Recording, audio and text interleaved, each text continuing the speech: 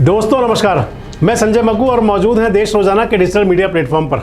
समय prime time का है। प्राइम टाइम में जिन खबरों पर आपसे हम चर्चा करेंगे उनमें मुख्य हैं कि दिल्ली के मुख्यमंत्री अरविंद केजरीवाल ने आरोप लगाया है, जो महाठग हैं सुकेश, कि उनकी जो मनोहर कहानियां हैं आखिर उन पर विश्वास करके और जो कार्रवाई करने की प्रयास हैं, कार्रवाई करने की तैयारी है, तो आखिर क्या जताना चाहती है सरकार और कानून का मखौल क्यों उड़ा रहे हैं। वहीं सुकेश कह रहे हैं कि मेरे पास सारे सबूत हैं जो इस सारे मसले को चार्ज फ्रेम तक ले जा सकते हैं। अगली खबर में आपसे हम चर्चा करेंगे, हरियाणा के बहुत बड़े विपक्ष के नेता हैं अभय सिंह चौटाला। तो अभय सिंह चौटाला ने एक साक्षात्कार दिया है जिसके अंदर आप ये कह सकते हैं कि उस साक्षात्कार से एक बात सामने आ रही है कि एक कहावत है कि जातन लागी वो तन जाने और क्या जाने पीर पर आई, यानी कि महंगाई के मुद्दे पर बोल रहे हैं अभय सिंह चौटाला। तीसरी बात में हम आपसे चर्चा करेंगे राजस्थान के चुनाव के लिए भारतीय जनता पार्टी के संकल्प पत्र की। चौथी खबर में आपसे हम चर्चा करेंगे शैला राशिद की, जो एक शिक्षाविद हैं और इसके साथ साथ वो सामाजिक गतिविधियों में काफ़ी एक्टिव रहती हैं। कभी बीजेपी सरकार की घोर विरोधी थी और अब उनके सुर बदले हैं और वो कह रही हैं कि जो कश्मीर से 370 हटाया जाना एक अच्छा फैसला है। इन सब खबरों पर आपसे चर्चा करेंगे। उससे पहले नज़र डाल लेते हैं आज की सुर्खियों पर। दिल्ली के मुख्य सचिव पर लगा 850 करोड़ रुपए के घोटाले का आरोप। दिल्ली के मुख्यमंत्री अरविंद केजरीवाल ने एलजी को लिखी चिट्ठी, सीबीआई जांच की मांग। बीते दिन जम्मू कश्मीर के डोडा में हुए बस दुर्घटना में मृतकों की संख्या बढ़कर हुई 39। जांच के लिए गठित की गई है समिति। राजस्थान विधानसभा चुनाव 2023 के लिए बीजेपी ने जयपुर में जारी किया अपना संकल्प पत्र। विधानसभा चुनाव संकल्प पत्र में 2023 में 2.5 लाख सरकारी नौकरियां और 450 रुपये रसोई गैस देने का किया गया वादा। राजस्थान चुनाव में गहमा गहमी बढ़ने के साथ ही गुरुवार को मुख्यमंत्री अशोक गहलोत और सचिन पायलट राहुल गांधी के साथ दिखे। बिना सवाल पूछे ही राहुल गांधी बोले, एक साथ नज़र नहीं आ रहे हैं, एक साथ रहेंगे। तेलंगाना में आयकर विभाग की फिर छापेमारी। बीआरएस उम्मीदवार नल्ला मोथू भास्कर राव के यहाँ टीम ने ली तलाशी। उत्तराखंड सुरंग हादसे के 100 घंटे पूरे होने वाले हैं। श्रमिकों को निकालने में नहीं मिली सफलता। अब वायुसेना के विमान के जरिए दिल्ली से लाई गई अमेरिकी ड्रिल मशीन सुरंग में फिट की गई। छठ पूजा से पहले उत्तर प्रदेश के इटावा में 12 घंटे में हुआ दूसरा ट्रेन हादसा। दिल्ली से सहरसा जा रही वैशाली एक्सप्रेस के S6 कोच में लगी आग। आग का धुआं उठने के बाद ट्रेन में मची अफरा तफरी। अमेरिकी राष्ट्रपति जो बाइडेन ने फिर दोहराई एक बार पुरानी बात, कहा इजराइल गाजा पर कब्जा करने की भूल ना करे। वहीं जानकारी के अनुसार इजराइल हमास युद्ध में अब तक 11,200 फिलिस्तीनी नागरिकों की हो चुकी है मौत। युद्ध के बीच हमास के चीफ हानिये के घर पर फाइटर जेट से हमला। अल शिफा अस्पताल में इजरायली टैंक तैनात। सेना ने बताया MRI मशीनों के पीछे छिपा रखी थी AK-47 बंदूकें। और अंतिम खबर शेयर बाजार की मुख्य खबरों में, सेंसेक्स में 400 अंक से ज़्यादा की तेज़ी देखने को मिली। 66,100 के स्तर पर रहा कारोबार। वहीं निफ्टी भी 120 अंक से ज़्यादा चढ़ा। तो ये वो खबरें थी जो आज मुख्य सुर्खियों में रही। अब आपसे बात करते हैं प्राइम टाइम की उन खबरों पर जो आज प्राइम टाइम का हिस्सा हैं। सबसे पहले बात कर लेते हैं हरियाणा के विपक्ष के नेता अभय सिंह चौटाला की। एक पुरानी कहावत है कि जातन लागी वो तन जाने और क्या जाने पीर पर आई। और या एक दूसरी बात ये भी कही जाती है कि जाके तन ना पड़ी बिराई वो क्या जाने पीर पर आई, यानी कि किसी की पीड़ा को वो समझ सकता है जब खुद के साथ कोई पीड़ा हो। और महंगाई एक बहुत बड़ी पीड़ा है और महंगाई की पीड़ा को बहुत नज़दीक से महसूस किया है अभय सिंह चौटाला ने। आप मान लें, वैसे तो चौधरी देवीलाल का परिवार, चाहे वो अजय सिंह चौटाला हो और चाहे अभय सिंह चौटाला हो, यानी कि चौधरी देवीलाल का जो परिवार है हमेशा आम आदमी के साथ खड़ा हुआ दिखता है। चौधरी देवीलाल परिवार के बारे में कहा जाता है कि इस परिवार ने हमेशा से ही आम मजदूर, गरीब किसान की बात की है। गांव बेस उनकी पार्टी रही है, तो ग्रामीणों, मजदूरों, किसानों, छोटे दुकानदारों, इनके प्रति उनका जो रवैया रहा हमेशा सकारात्मक रहा। अब अभय सिंह चौटाला ने एक डिजिटल प्लेटफॉर्म पर बातचीत में कहा कि भाई उनको जब यात्रा की थी उन्होंने, परिवर्तन यात्रा पहला चरण था जो, तो आपको भी ध्यान होगा कि उस यात्रा के दौरान उनके पैर के अंगूठे में चोट लग गई थी, अंगूठा पक गया था। इलाज करवाने के लिए डॉक्टर के पास गए थे। अभय सिंह चौटाला कहते हैं कि जहां वो इलाज कराने गए उसके बाहर एक पोस्टर लगा हुआ था जिस पर मोदी साहब की और मनोहर लाल जी की फ़ोटो लगी थी। अभय सिंह चौटाला कहते हैं कि पैर का ऑपरेशन करने के लिए डॉक्टर ने बोला कि एक दिन आपको रहना पड़ेगा, और जो बिल बना वो लगभग 1 लाख से भी बहुत ज़्यादा का बिल था। तो अभय सिंह चौटाला ये कहते हैं कि इसका मतलब तो ये हुआ कि चाहे आयुष्मान भारत की बात कर लो या कोई भी कर लो, लेकिन महंगाई आम आदमी को कहीं छोड़ती नहीं। अगर इतना छोटा सा इलाज इतना महंगा होगा जो अभय सिंह चौटाला कहना चाह रहे हैं, तो आखिर आम आदमी का क्या होगा। इसके साथ साथ अभय सिंह चौटाला ने उनको भी जोड़ा है, पुरानी जो उनकी बातें रही हैं हमेशा, चाहे वो पेंशन की बात है, कह रहे हैं कि 3,000 रुपये पेंशन की है, ठीक है, लेकिन 5100 रुपये पेंशन करने की बात की थी, और वो कह रहे हैं कि 5100 की पेंशन को भी मैं तो कम मानता हूँ। जिस प्रकार से महंगाई है, अगर लोगों को सुविधा और राहत नहीं मिलेगी तो फिर परेशानियाँ बढ़ेंगी। अब देखिए क्या कह रहे हैं अभय सिंह चौटाला। हम फ्री में इलाज करते हैं। एक एमएलए को मेडिकल की सारी सुविधाएं मुफ्त में दी जाती है, और मैं मेरे पैर के अंगूठे का इलाज करवाने के लिए गया एक हॉस्पिटल में, जहाँ लिखा हुआ था, प्रधानमंत्री की फ़ोटो थी, मुख्यमंत्री की फ़ोटो थी, आज भी मेरे पास रिकॉर्ड में है वो। उसको बुला देने अपने रमेश को, मैंने उसको पढ़ा, उस पर लिखा हुआ था सस्ती स्वास्थ्य सेवाएं, हरियाणा में सबसे सस्ती स्वास्थ्य सेवा, ये उस पर हेडिंग था। और मैं जब जाके हॉस्पिटल में एडमिट हुआ, डॉक्टर को मैंने अपना पैर दिखाया, जब उसने कहा कि आपको ऑपरेशन करना पड़ेगा और 1 दिन रखेंगे, अगले दिन सुबह जब मैंने बिल पूछा कितना है, 1,85,000 रुपये का बिल था मेरा। मैंने पूछा ये किस चीज़ के, बताओ तो सही मुझे, ऐसा कौन सा तुमने ट्रीटमेंट किया। उन्होंने मुझे कहा कि ये बिल आप देख लो। मैंने वो बिल लिया, बिल भरा वहाँ पे, और उसके साथ जहाँ वो लिखा हुआ था प्रधानमंत्री का, मुख्यमंत्री का फ़ोटो था, वहाँ से फ़ोटो खींची, स्पीकर के पास भेजी, मुख्यमंत्री के पास भेजी। मैं बोले ये हालत है तुम्हारी स्वास्थ्य सेवाओं की। अगर एमएलए की जिसकी सारी सुविधाएं उसको जिसको फ्री में दी हुई, उसका बिल इतने का है, आम साधारण आदमी का क्या हाल होगा। अगली खबर में आपसे बात करते हैं दिल्ली की।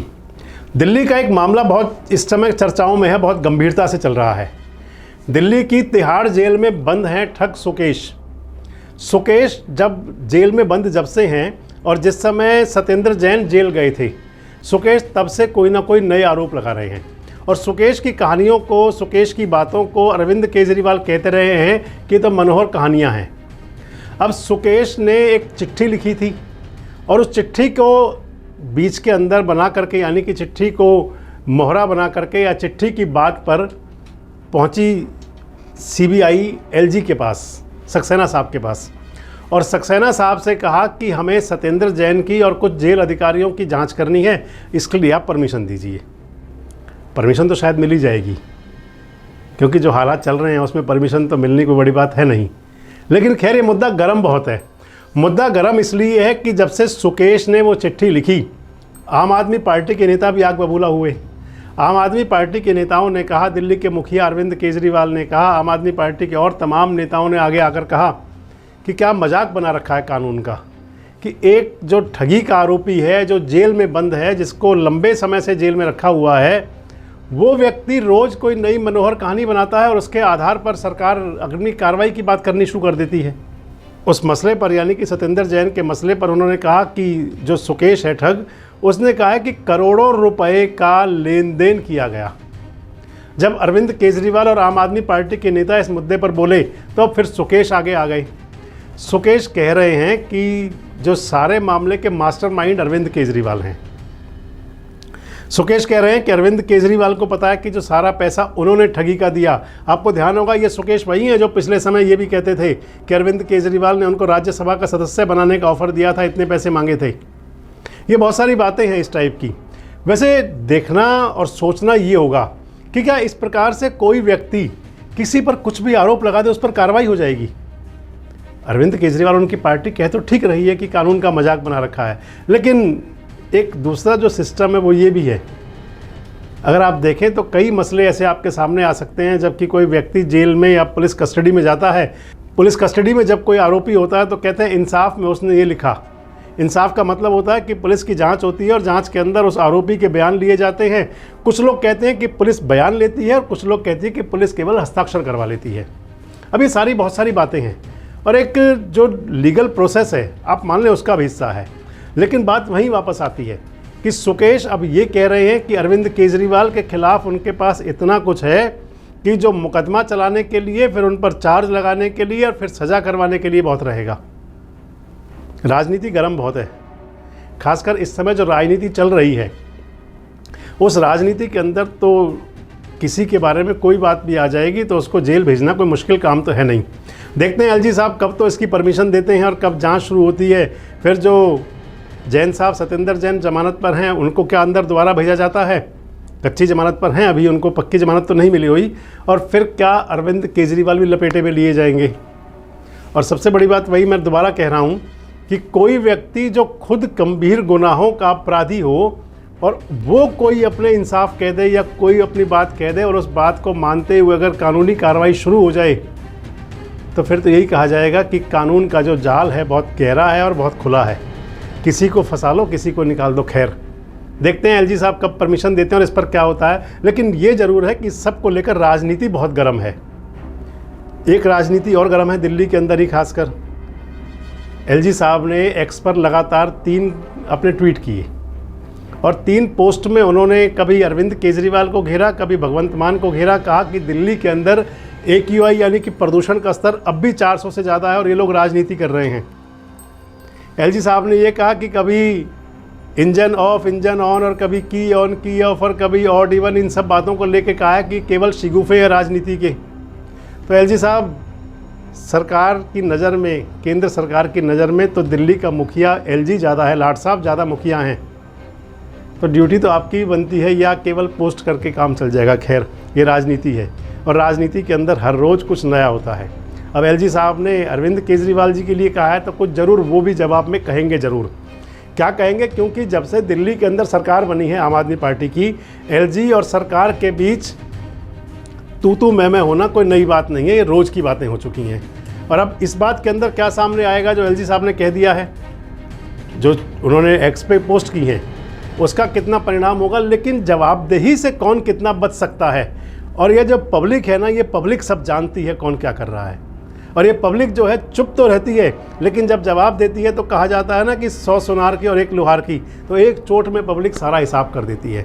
चुनाव नज़दीक है, दिल्ली की जनता भी और देश की जनता भी कैसे क्या हिसाब करेगी, किसको सही ठहराएगी, किसको गलत ठहराएगी, क्योंकि जनता जनार्दन है और जनता जनार्दन का जो फैसला होता है वो हमेशा ठीक होता है। तो ये खबर दिल्ली की थी। आगे चलते हैं, आपसे राजस्थान लिए चलते हैं आपको। राजस्थान में विधानसभा चुनाव बहुत ज़ोरों पर चल रहा है। 25 तारीख को वोटिंग होगी और आज उससे पहले जयपुर के अंदर भारतीय जनता पार्टी के राष्ट्रीय अध्यक्ष JP नड्डा ने संकल्प पत्र जारी किया। बीजेपी का चुनाव घोषणा पत्र, जिसे अब संकल्प पत्र कहा जाने लगा है। वैसे आपको बताएं कि एक समय वो था कि कभी चुनाव घोषणा पत्र केवल जारी करने की चीज़ हुआ करती थी, उस पर कोई कार्रवाई नहीं हुआ करती थी। लोग लिखकर भूल जाया करते थे कि चुनाव घोषणा पत्र में क्या लिखा था, और फिर कई बार तो ऐसा होता था कि वही घोषणा पत्र फिर सामने आ जाता था। अब उसको नाम दिया गया है संकल्प पत्र। और लेकिन आजकल की जो राजनीति है, राजनीतिक दलों ने भी आपस में जो प्रतिस्पर्धा है उसको इतना नज़दीक तो ला दिया है कि नेताओं को बताना पड़ता है कि हमने ये किया और ये नहीं किया। अब जो चुनाव घोषणा पत्र कहते हैं या संकल्प पत्र जारी किया है, उसके अंदर राजस्थान में 5 लाख युवाओं को रोज़गार की बात कही गई है। इसके साथ साथ कहा गया है कि राजस्थान जो अपराध नगरी बन गया था, महिला अपराध पर बोले JP नड्डा साहब। JP नड्डा साहब ने ये भी कहा कि 5 साल खराब हो गए राजस्थान के, डबल इंजन सरकार बनेगी। अब सुनिए JP नड्डा साहब क्या कह रहे हैं।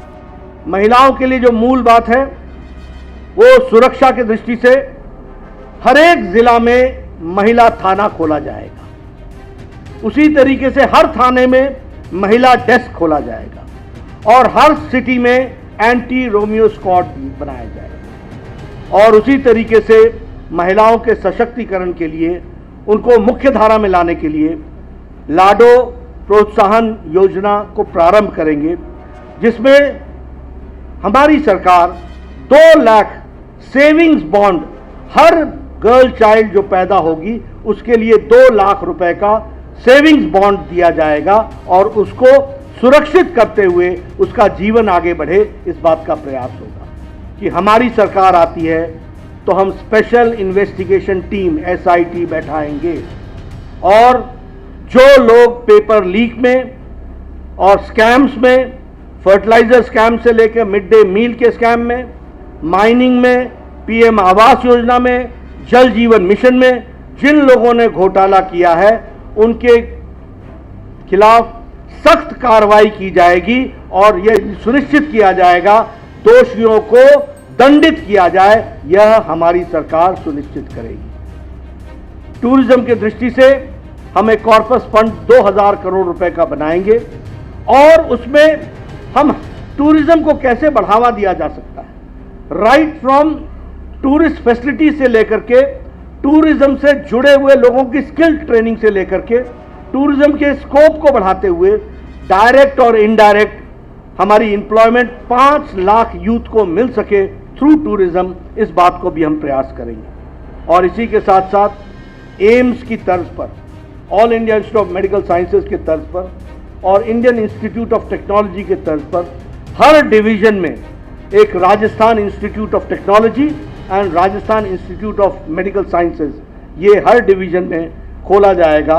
और इसके साथ साथ हम 2.5 लाख गवर्नमेंट जॉब्स यूथ के लिए इस स्टेट में 5 साल में मुहैया कराएंगे, गवर्नमेंट जॉब्स करेंगे, ये बात भी हम आपको बताना चाहते हैं। तो मैं लगातार कहता रहा हूँ कि राजनीति है, राजनीति के अंदर संकल्प किए जाते हैं और संकल्प निभाने का जब समय आता है तो उनको पूरा भी किया जाता है। तमाम नौकरियों के और तमाम प्रकार के वायदे किए गए हैं, लेकिन कोई पुराने वायदे भी याद करा सकता है, चाहे वो पक्ष के लोग हों या विपक्ष के लोग हों। खैर, अगली खबर पर आपसे चलते हैं। अगली खबर वो है कि जो आपको सुनने और समझने के लिए बड़ी अच्छी भी लगेगी, और उसके अंदर एक बात और है कि अनुच्छेद 370 जो बहुत चर्चाओं में रहा है, जिसके कभी बहुत बड़े विरोधी थे और कुछ खासकर सोशलिस्ट लोग जो माने गए हैं, शैला रशीद उनमें से एक थी। जब 370 हटाया गया था तो उन्होंने उसका विरोध किया था और अब वो कह रही हैं कि सरकार का ठीक फैसला था। कह रही हैं कि कश्मीर गाजा नहीं है, और इसके साथ साथ कह रही हैं कि 370 हटाना, जो अनुच्छेद 370 हटाया गया वो ठीक था। भाजपा की कट्टर आलोचक रही हैं शैला रशीद, उनके सुर बदले हुए हैं। वो कह रही हैं कि मुसलमानों को भी सभी योजनाओं का लाभ मिल रहा है। कह रही हैं मोदी राज में किसी को कोई स्पेशल ट्रीटमेंट नहीं मिलता। जवाहरलाल नेहरू विश्वविद्यालय यानी कि JNU की पूर्व छात्रा हैं शैला रशीद, उन पर आरोप भी लगे थे कई। भारतीय जनता पार्टी के कट्टर आलोचक के रूप में सुर्खियों में रही थी। कई बार भाजपा के खिलाफ जहरबुझी बोल वाले आलोचनाओं को लेकर वे चर्चाओं में रही हैं। भाजपा विरोधी खेमे के लोगों ने भी उनके बयानों और तर्कों को कभी खासा तवज्जो दिया था, लेकिन जब उनका नया बयान आ रहा है, एकाएक बयान आया, वो सबको चौंका रहा है। न्यूज़ एजेंसी है NI, उनको एक साक्षात्कार में कहा है कि प्रधानमंत्री मोदी और उनकी सरकार के जो कामकाज हैं वो काबिल तारीफ़ हैं, कह रही हैं शैला रशीद। JNU की पूर्व छात्रा शैला रशीद कह रही हैं कि उनका हृदय परिवर्तन हुआ है। साक्षात्कार में कहती हैं कि जिहाद की बात मैंने नहीं सुनी है, लेकिन सिस्टम से मुसलमानों का कोई बहिष्कार नहीं है। योजनाओं का लाभ ना मिलने की बात अगर आती है तो कहती है एकदम गलत है। मोदी सरकार में PM किसान निधि योजना, PM मुद्रा योजना जैसी कई ऐसी योजनाएं हैं जिसके लाभार्थियों में 30 से 40% मुसलमान हैं। इसलिए ये कहना कि उन्हें लाभ नहीं मिल रहा, ये भी गलत है। शैला ने यह भी कहा कि अब बस मुसलमानों को कोई स्पेशल ट्रीटमेंट नहीं मिलता। आपको बता दें कि जो वो इशारा कर रही हैं वो पूर्व की जो सरकारें थी, चाहे कांग्रेस की थी या विपक्ष की जो सरकारें रही, उनके अंदर अल्पसंख्यक तुष्टीकरण नीति की बात कर रही थी वो। शैला ने इससे पहले प्रधानमंत्री मोदी और उनकी सरकार की कश्मीर नीति की खूब तारीफ़ की। कहा कि पहले मैं खुद सरकार की आलोचक थी, लेकिन कश्मीर जाकर देखा तो पता चला कि वहाँ सब कुछ बदल गया है। कश्मीर की आबो हवा बदल गई है, व्यापक बदलाव हो रहे हैं, जिसके लिए मैं सबूतों के साथ किसी के साथ बहस भी कर सकती हूँ। शैला रशीद ने PM मोदी और गृह मंत्री अमित शाह की तारीफ करते हुए कहा कि अनुच्छेद 370 हटने के बाद कश्मीर में शांति का माहौल है और ये फैसला बिल्कुल सही था।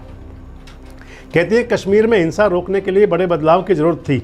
कश्मीर गाजा नहीं है, यहाँ लोग केवल विरोध प्रदर्शन में ही शामिल हुए, कोई खून खराबा नहीं हुआ। राशिद ने कश्मीर को वापस राज्य का दर्जा दिलाने की बात भी कही। कहा कि जब नेशनल कॉन्फ्रेंस और भाजपा में दोस्ती हो जाएगी उसी दिन कश्मीर को राज्य का दर्जा मिल जाएगा। शैला कहती है कि वामपंथी और उनके इकोसिस्टम ने कोरोना महामारी के दौरान लॉकडाउन लगाने के सरकार के फैसले की आलोचना की थी। केंद्र सरकार के फैसले का समर्थन करने के कारण सरकार के आलोचक वामपंथियों ने उनकी आलोचना की थी।